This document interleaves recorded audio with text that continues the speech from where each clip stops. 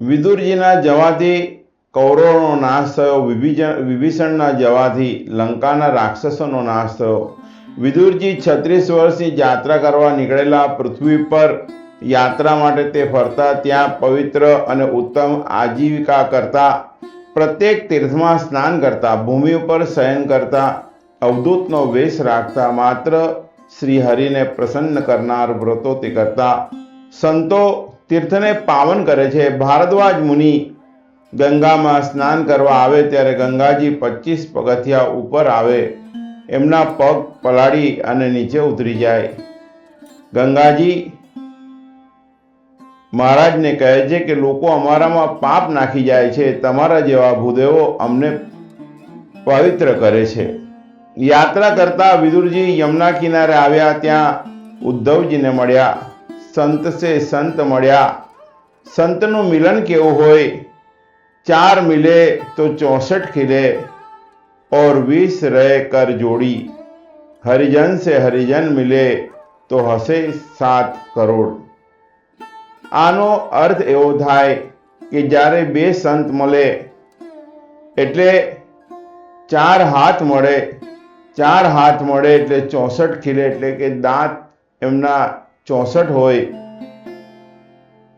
20 રહે કર જોડી, 4 હાથની 20 આંગળીઓ થાય અને 3.5 કરોડ રોમ એક શરીરમાં હોય તો 2 જણના 7 કરોડ થાય. આમ રોમે રોમમાં આનંદનો અનુભવ થાય. આ સંતોનું મિલન હોય છે. સંત એ પરહિતકારી હોય છે. સંત જીવનમાં બીજાનું હિત કેમ થાય એ વિચારનારા હોય છે. માટે પરમાત્માજી કહે છે કે ના હમ વસામી વૈકુંઠે, ના હમ વસામી વૈકુંઠે યોગી નામ ચ હૃદય મદ ભક્ત્યા યત્ર ગાયંતી તત્ર તિષ્ઠામી નારદ. નારદજીને ભગવાન કહે છે કે હું વૈકુંઠમાં નથી હોતો, ના હું યોગીઓના હૃદયમાં હોઉં છું, પરંતુ જ્યારે મારા ભક્તો મારા ગુણગાન ગાય છે ત્યાં હું તમને મળું છું. વિદુર ઉદ્ધવનું મિલન છે. સંતોના મિલનમાં કેવળ ભગવાનની વાતો થાય.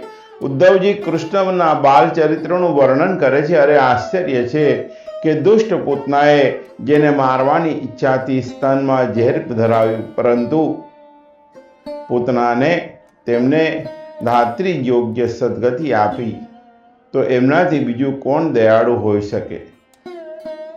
ઉદ્ધવજી તે પછી શ્રી કૃષ્ણ એ મથુરા તેમજ દ્વારકામાં જે લીલા કરેલી તેનું વર્ણન કરે છે. ત્યારબાદ વિદુરજી યાદવોના સંહારની કથા અને પોતાના માયા સંકેલી લેવાનો નિશ્ચય પરમાત્માએ કર્યો. બદ્રિકાશ્રમ જવાની આજ્ઞા કરી. તે સમયે ભગવાને સઘળા આત્મજ્ઞાન આપી અને ઉપદેશ આપ્યો છે. વિદુરજી ઉદ્ધવજીને તે સમયે કહે છે કે ભગવાને આપને આત્મજ્ઞાનનો ઉપદેશ આપેલો, તે આપ મને કહી સંભળાવો. ઉદ્ધવજી કહે છે આ જ્ઞાન આપને આપવા મૈત્રેય ઋષિને ભગવાને મારી સમક્ષ આજ્ઞા કરી છે. વિદુરજી તમે ભાગ્યશાળી છો. વિદુરજી ઉદ્ધવજીને પૂછે છે કે હે ઉદ્ધવ, મારા ભગવાન મને યાદ કરેલો કે નહીં? ઉદ્ધવજી કહે છે કે હે વિદુરજી, તમને ભગવાને એક નહીં પણ 3 વખત યાદ કરેલા. મને કહેલું કે મારો વિદુર મને મળ્યો નથી. વિદુરને મળવાનું રહી ગયું. મારું વિદુર જો તમને મળે તો મારી હકીકત કહેશો. આ સાંભળી વિદુરજીની આંખોમાંથી જળ વહેવા લાગ્યું. ભક્તિ એવી કરો કે ભગવાનને તમારું સ્મરણ થાય. જ્ઞાન અને વૈરાગ્ય વિના ભક્તિ પૂર્ણ સફળ થતી નથી. યમુનાજીએ 9ધા ભક્તિ આપી, પરંતુ જ્ઞાન વગર ભક્તિ દ્રઢ થતી નથી. એટલે વિદુરજી ગંગા કિનારે આવ્યા. ગંગાજી જ્ઞાન આપે છે. વિદુરજી ગંગા કિનારે મૈત્રેય ઋષિને મળે છે. મૈત્રેય ઋષિએ વિદુરજીને કહે છે, તમે કોઈ સાધારણ મનુષ્ય નથી, તમે સાક્ષાત યમરાજ છો. પૂર્વજન્મની કથા કહે છે કે માંડવ્ય ઋષિના શ્રાપથી તમને દાસી પુત્ર તરીકે જન્મ લેવો પડ્યો છે. ભક્તિ એ વ્યસન રૂપ થાય તો જ સારું. ભક્તિ વગરનું બીજું વ્યસન ન હોવું જોઈએ. અત્યારના સમયમાં જે પણ યંગસ્ટર્સ છે કે ખાલી એક વસ્તુ વિચારે છે, જીવનમાં થોડી સમસ્યા આવી, થોડું દુઃખ આવ્યું એટલે એ વ્યસન તરફ વળી જાય છે.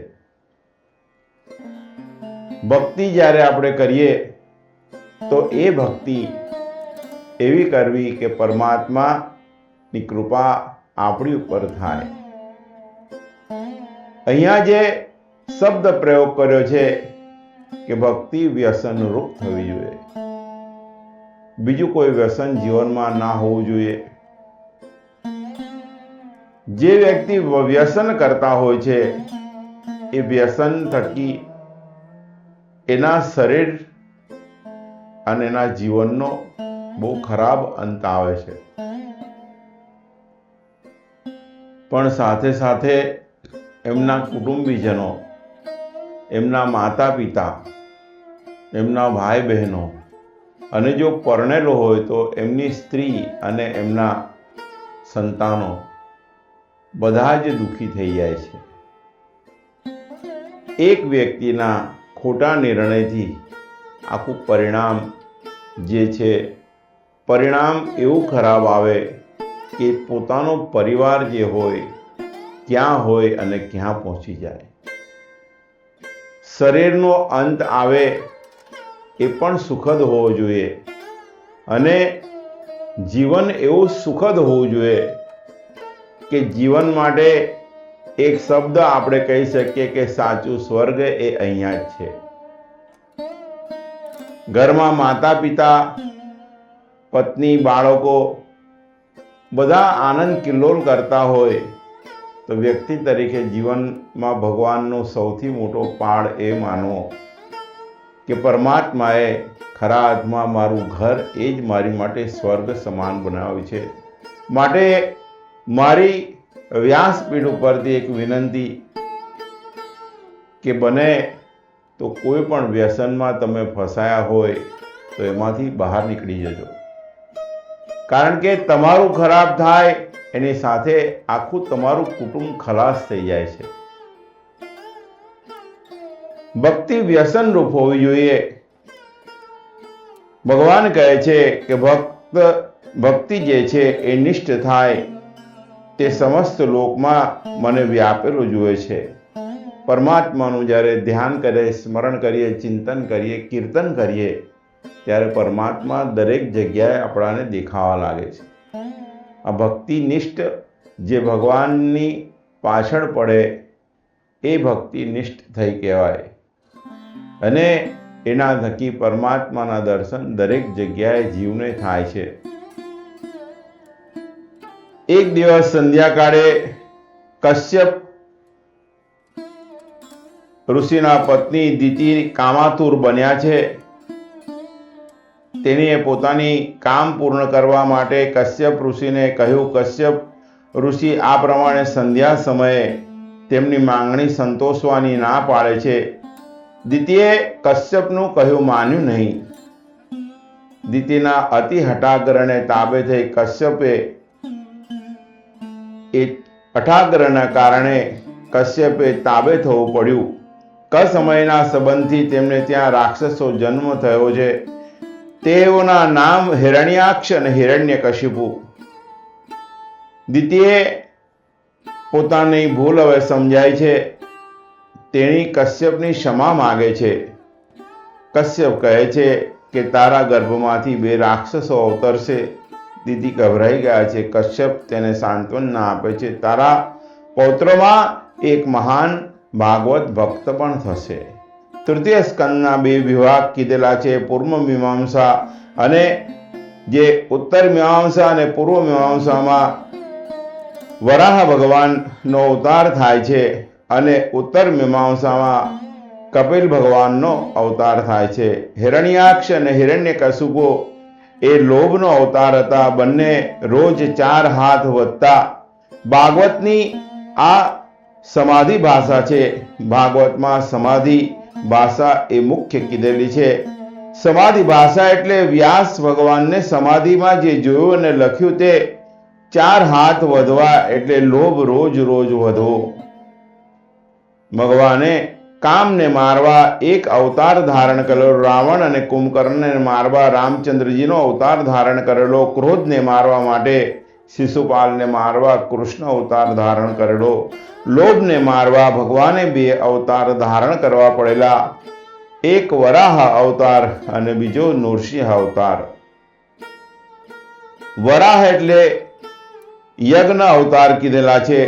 વરાહ ભગવાન યજ્ઞના સાષ્ટાંગ જે રૂપ કીધેલા છે એ દ્રષ્ટાંત કીધેલું છે. યજ્ઞ કરવાથી ચિત્ત શુદ્ધિ થાય છે. લોભ વગેરેનો નાશ ચિત્ત શુદ્ધિથી થાય છે. ચિત્ત શુદ્ધિ થયા પછી કપિલ મુનિ એટલે કે બ્રહ્મ વિદ્યાની પ્રાપ્તિ થાય છે. કર્મયોગમાં કામ વિઘ્ન કરે છે, જ્ઞાન માર્ગમાં ક્રોધ વિઘ્ન કરે છે, ભક્તિ માર્ગમાં લોભ વિઘ્ન કરે છે. કર્મ માર્ગમાં કશ્યપ અદિતિને કામે વિઘ્ન કર્યો, જ્ઞાન માર્ગમાં સનત કુમારોને ક્રોધે વિઘ્ન કર્યો. લોભથી ભક્તિનો નાશ થાય છે. કામ, ક્રોધ અને લોભ ત્રણેયથી પુણ્યનો ક્ષય થાય છે. હિરણ્યાક્ષ અને હિરણ્યકશિપુના પૂર્વજન્મની કથા આ પ્રમાણે છે. દિતિ 100 વર્ષ સુધી ગર્ભ ધારણ કર્યો છે. દિશાઓમાં અંધારું થઈ ગયું છે. દેવો ગભરાયા. દેવો બ્રહ્મા પાસે આવ્યા. પૂછ્યું કે દિતિના ગર્ભમાં બિરાજેલા કોણ છે? બ્રહ્માજી કહે છે કે તેઓ વૈકુંઠના દ્વારપાર જય અને વિજય છે. એક સમયે સનકાદિક ઋષિઓ સનત કુમારો ફરતા ફરતા વૈકુંઠમાં આવ્યા. વૈકુંઠ લોકના 6 દરવાજા ઓળંગી તેઓ 7મા દરવાજે આવ્યા. તેઓએ જ્યાં ભગવાનના મહેલમાં પ્રવેશ કરવા જાય છે ત્યાં દ્વારપાળ જય વિજય તેમને અટકાવે છે. યોગના 7 અંગ સિદ્ધ કરો અથવા તો 7 પ્રકારની ભક્તિને સિદ્ધ કરો તો વૈકુંઠમાં પ્રવેશ મળશે. વૈકુંઠના 7 દરવાજા છે. યોગના 7 અંગ છે. યમ, નિયમ, આસન, પ્રાણાયામ, પ્રત્યાહાર, ધ્યાન અને ધારણા. 7 દરવાજા વટાવ્યા પછી સમાધિ બ્રહ્મનો સાક્ષાત્કાર થાય છે. પણ ભગવાનના 7મા દરવાજે જય વિજય જીવને અટકાવે છે. સનત કુમારોને ભગવાનના 7મા દરવાજેથી પાછું ફરવું પડ્યું. ભગવાનના મહેલમાં તેઓ દાખલ થઈ શક્યા નહીં. સનત કુમારોના શ્રાપથી જય વિજય અનુક્રમે હિરણ્યાક્ષ અને હિરણ્યકશિપુ તરીકે અવતર્યા. જય વિજયને ભગવાને સાંત્વના આપીને કહેલું કે તમારા 3 અવતાર થશે, પણ તમારો ઉદ્ધાર કરવા હું 4 અવતાર ધારણ કરીશ. વરાહ ભગવાને હિરણ્યાક્ષનો વધ કર્યો. આ 3જા અધ્યાયનો પ્રથમ ભાગ એ પૂર્ણ મીમાંસા છે. પૂર્વ મીમાંસામાં વરાહ ભગવાને જે હિરણ્યાક્ષ જે છે એનો નાશ કર્યો છે. બોલીએ શ્રી વરાહ ભગવાન કી જય. વિદુરજી કહે છે કે મૈત્રી ઋષિ આપ અને કંદર્પ દેવહૂતિના વંશ વિશે મને કહો. બીજા અધ્યાયનું બીજું પ્રકરણ છે ઉત્તર મીમાંસા. એક જ્ઞાન પ્રકરણ છે. સ્વયંભૂનું રાજા અને એમની રાણીનું નામ હતું શતરૂપા. તેને 2 પુત્રો હતા, પ્રિયવત અને ઉત્તાનપાદ, અને 3 કન્યાઓ હતી. તેના નામ હતા આકૃતિ, દેવહૂતિ અને પ્રસૂતિ. તેમાંથી આકૃતિ ઋષિને આપી, દેવહૂતિ એ કપિલ ઋષિને અને પ્રસૂતિ છે એ દક્ષને આપી. કર્દમે એટલે કે ઇન્દ્રિયોનું દમન કરનાર, ઇન્દ્રિયોનું દમન કરે કર્દમ. મનુષ્ય કર્દમ બને ત્યાં સુધી કપિલ તેમને ત્યાં આવતા નથી. કર્દમ બને ત્યાર પછી કપિલ મળે. શરીર જે સત્વગુણની વૃદ્ધિ થાય એટલે આપોઆપ જ્ઞાનનો ઝરો ફૂટે, જ્ઞાન પ્રગટ થાય, કારણ કે ભગવાન સ્તુતિ જ્ઞાનનો પ્રગટ કરનાર છે. જ્ઞાનની પ્રાપ્તિ શરીરમાં સત્વગુણથી થાય. સત્વગુણ શુદ્ધ આચાર, શુદ્ધ આહાર અને શુદ્ધ વિચારથી વધે. કરદમ ઋષિએ તપ કર્યું, તેથી ભગવાન પ્રસન્ન થયા. ઋષિએ પત્નીની માંગણી કરી. ભગવાન કહે છે કે મનુ શતરૂપાની કન્યા દેવહૂતિ સાથે તમારું લગ્ન થશે. કરદમ ઋષિ ના આશ્રમમાં મનુ શતરૂપા દેવહૂતિ સાથે આવે છે. કરદમ ઋષિએ 3 આસન બિછાવેલા, તેના ઉપર બધાને બેસવા માટે કહે છે. કરદમ ઋષિએ દેવહૂતિની પરીક્ષા કરે છે, તે આસન ઉપર બેસે છે કે નહીં. કરદમે દેવહૂતિને બેસવા માટે પણ આગ્રહ કર્યો, આસન બતાવ્યું. દેવહૂતિ વિચારે છે કે ભવિષ્યમાં મારા પતિ થવાના છે, તેથી તેને બિછાવેલા આસન ઉપર હું કેમ બેસું.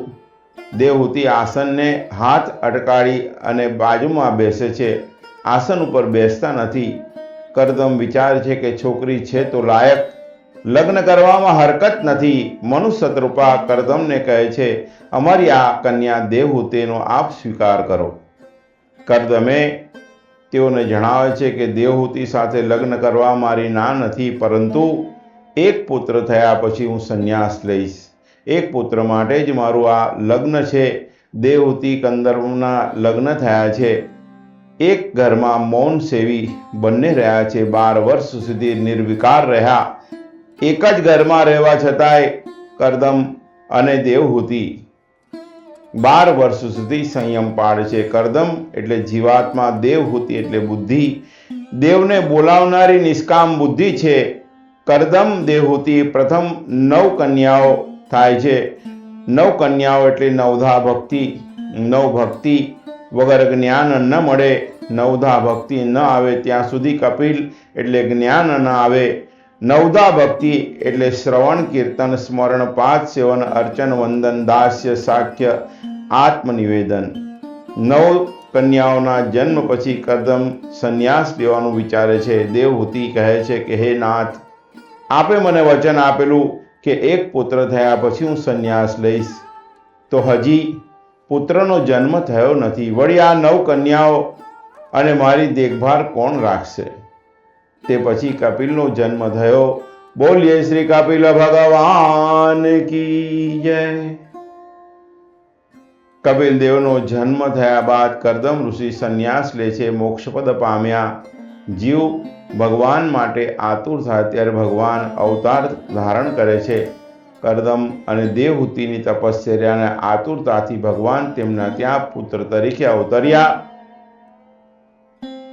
યોગીઓ યોગથી બ્રહ્મના દર્શન કરી શકે છે, પણ સંસારી લોકો શુદ્ધ ભક્તિથી ભગવાનને પ્રાપ્ત કરી શકે છે અને ભગવાનને રમાડી શકે છે. ભાગવતમાં અગત્યનું પ્રકરણ એ કપિલ ગીતા છે. કપિલ ગીતામાં જે ઉપદેશ છે, કપિલજી તેમજ ભક્તિ સંસાર ચક્રના વર્ણન કપિલ ગીતામાં કરે છે. દેવહૂતિના પ્રશ્નો જે કર્યા, જગતમાં સાચું શું છે અને તે મેળવવાનું સાધન શું છે, સાચું સુખ શેમાં છે. જીવ જે છે સુખ બીજે શોધે છે, પરંતુ સાચું સુખ એ પરમાત્માના નામ સ્મરણમાં છે, પરમાત્માની ભક્તિમાં છે, પરમાત્માના કીર્તનમાં છે. જે પણ નામ સ્મરણ કરીએ છીએ એના થકી આત્મશુદ્ધિ થાય છે, અને જ્યારે આત્મશુદ્ધિ થાય ત્યારે પરમાત્માના દર્શન ભીતર થવા લાગે છે. કપિલ ગીતામાં માતાને કપિલ ભગવાન જે જ્ઞાન આપે છે કે આત્મા નિત્ય શુદ્ધ છે, આનંદરૂપ છે. સુખ દુઃખ એ મનના ધર્મ છે. ઇન્દ્રિયોને સુખની તૃપ્તિ થતી નથી. ઇન્દ્રિયો વિવેકધનનું હરણ કર્યા પછી જીવને સંસારના ખાડામાં નાખે છે. વિષયો જડ છે. જડ પદાર્થમાં આનંદ ચૈતન્યના સ્પર્શથી લાગે છે. બહારના વિષયોમાં આનંદ નથી, પરંતુ ચિત્તમાં, મનમાં, આત્મામાં પ્રતિબિંબ પડે ત્યારે ચિત્ત જીવન જે છે એ બંધનનું મોક્ષ કારણ બને છે. ખરેખર મન એ જ બંધન અને મોક્ષના કારણરૂપ છે. મન અધોગામી છે. સુખ દુઃખ એ મનના ધર્મ છે. જન્મ મરણ એ શરીરના ધર્મ છે. ભૂખ તરસ એ પ્રાણના ધર્મ છે. સુખ દુઃખ મને થાય એ આત્મા કલ્પે છે. મને દુઃખ થાય છે. આત્મા સ્ફટિક મણિ જેવો શુદ્ધ છે, સફેદ છે. તેમાં વિષયોનું પ્રતિબિંબ પડવાથી મનને લીધે આત્મા માને છે કે મને દુઃખ થયું છે. મનને સ્થિર કરવા નામ જપની આવશ્યકતા છે. જપથી મલિનતા અને ચંચળતા દૂર થાય છે. મન સુધરે તો જીવન સુધરે. ધ્યાન કરવાથી મન સ્થિર થાય છે. પ્રાણ સ્થિર થયા વગર મન સ્થિર થતું નથી. તીવ્ર ભક્તિ વગર મુક્તિ મળતી નથી. તુકારામજીએ ભક્તની સુંદર વ્યાખ્યા કીધી છે કે એક ક્ષણ પણ ભગવાનથી વિભક્ત ન થાય એ ભક્ત. જે જીવ પરમાત્માથી જુદો રહી શકે નહીં એ જ સાચો ભક્ત. જીવ ઈશ્વરનું ચિંતન કરતા કરતા ઈશ્વરમય બને છે. નિષ્કામ ભક્ત કોઈ પણ પ્રકારની મુક્તિની ઈચ્છા કરતા નથી. પરમાત્માના ચરણનો આશ્રય કરી જન્મ મરણના ત્રાસમાંથી મુક્ત થવા પ્રયત્ન કરી જે મુક્ત થયો તેનું જીવન સફળ થયું. માટે કીધું છે કે જીવાશે જેમ તેમ પણ મૃત્યુ આવશે કેમ કેમ. મૃત્યુ આવે એ સરળતાથી આવી જાય.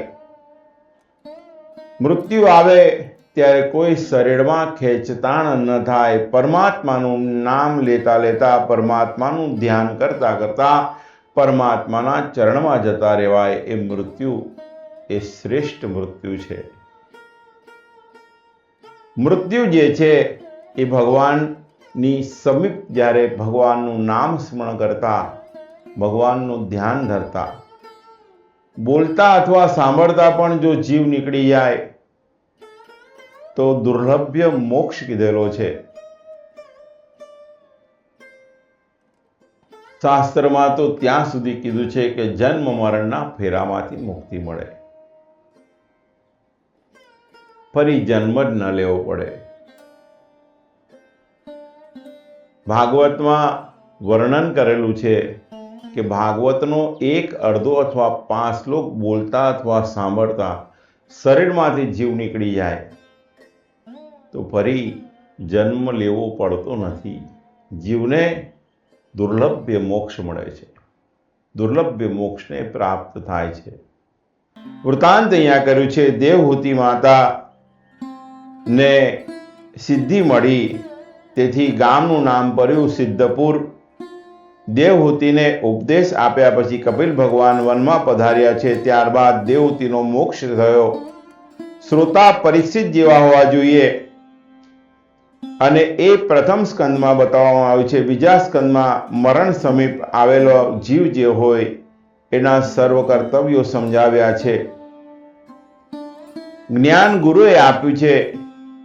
ગુરુએ આપેલું જ્ઞાન એ ક્રિયા એટલે કે જીવનમાં કઈ રીતે ઉતારવું એ ત્રીજા સ્કંદમાં બતાવ્યું છે. ત્રીજા સ્કંદનું વાગ્મય પુષ્પ ભગવાન શ્રી રાધા પુરુષોત્તમના ચરણમાં અર્પણ કરી આપણે ચતુર્સ્કંદમાં આગળ વધી રહ્યા છે.